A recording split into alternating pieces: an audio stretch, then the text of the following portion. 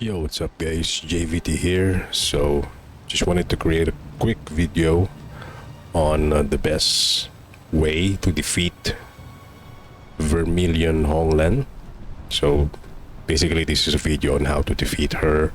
So I'm going to go first with which equipment to use. So I'm currently using the lashing whip and wearing the impale. This is a benediction set, and so basically it just increases the potency of backstab attacks, which is I'm going to use a lot of backstab in this boss fight.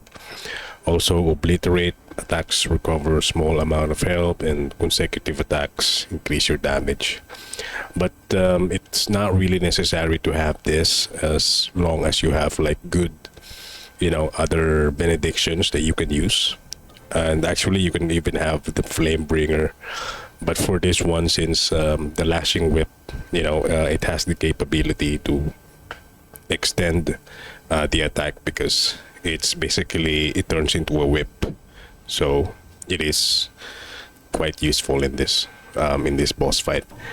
And I am using the wide brimmed hat, and as you know, the reason why I always wear this is because of the high tenacity. And next I'm going to use the Fang Yao's light gown because of the mitigation of feathering and magic. All right, also lightning with fire, though it does have a low tenacity, but yeah, the reason why I'm wearing this is because of the feathering and magic mitigation. And though it doesn't have like much of the resistances, it has a good one, but it does have a negative on burn. So Vermillion Honglan doesn't use any kind of fire attack, so I think it should be fine to use Fang Yao's light gown. Now for the bracers, I'm going to use the Ming arm guards, and the Ming armor set is really good for high tenacity.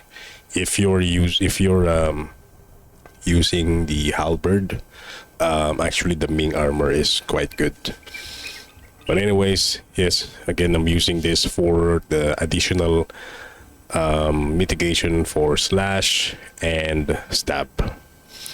And the last one is the overseer's leg guards, and of course, again, it's because of the high mitigation of slash and stab, and also good tenacity, 1.8 and 1.4. So as of now we have 6.1 tenacity, so it's not super high.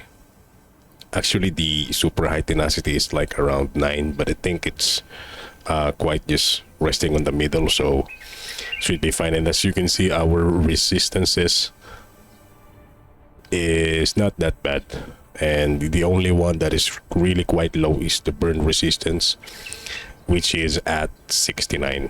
So, and I'm going to use the bird pendant, and as usual the twin infant pendant just for the stamina recovery, and the dracolic pendant for slightly reduces damage taken.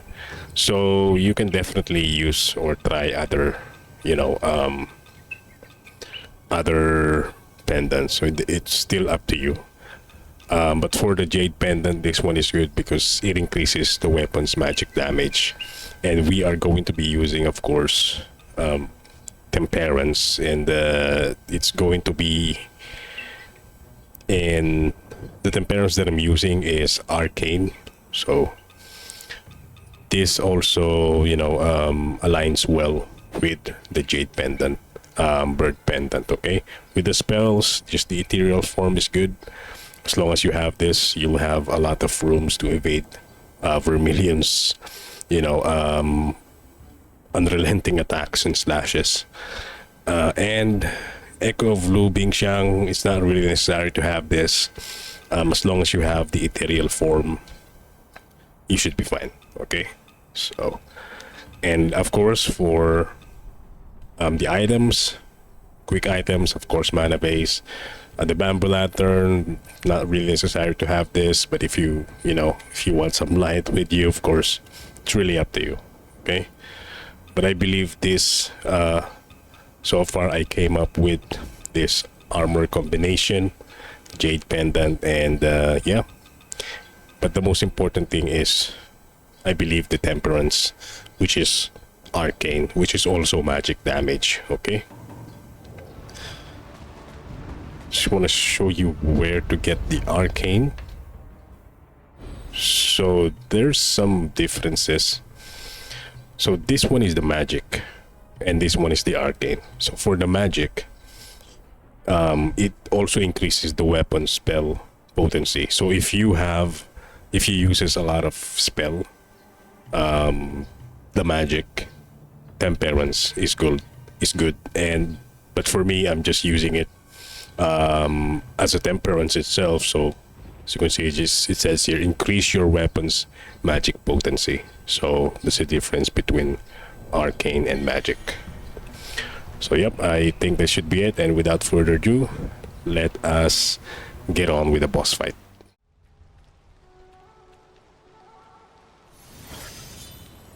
So as soon as you came down here,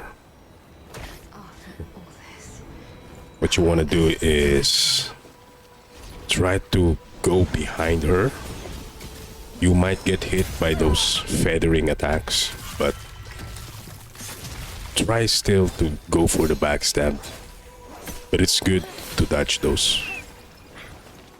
And as you can see, the slash attacks that they have, we have some quite of tankiness. Though she does still attacks a lot. Try to heal there.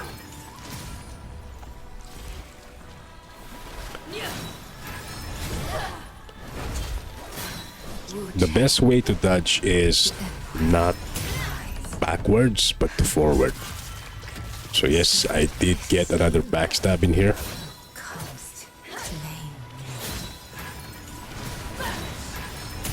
And just keep on spamming the ethereal form. Well, you can still dodge. Just need to time it correctly. Like for this one, she's gonna do an AoE, so yeah, it's good to cast the ethereal form. But of course, if you can dodge the attack, of course you can dodge it. And remember that one, whenever she flies, try to just look for an opportunity for the backstab. So we did get another backstab again. Cast the ethereal form.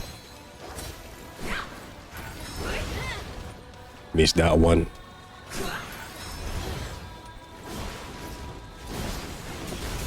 Well, of course, just because you have this build doesn't mean that it's always going to be a guaranteed win. Still need to, look for the windows and try not to get hit all the time. Heal if you need.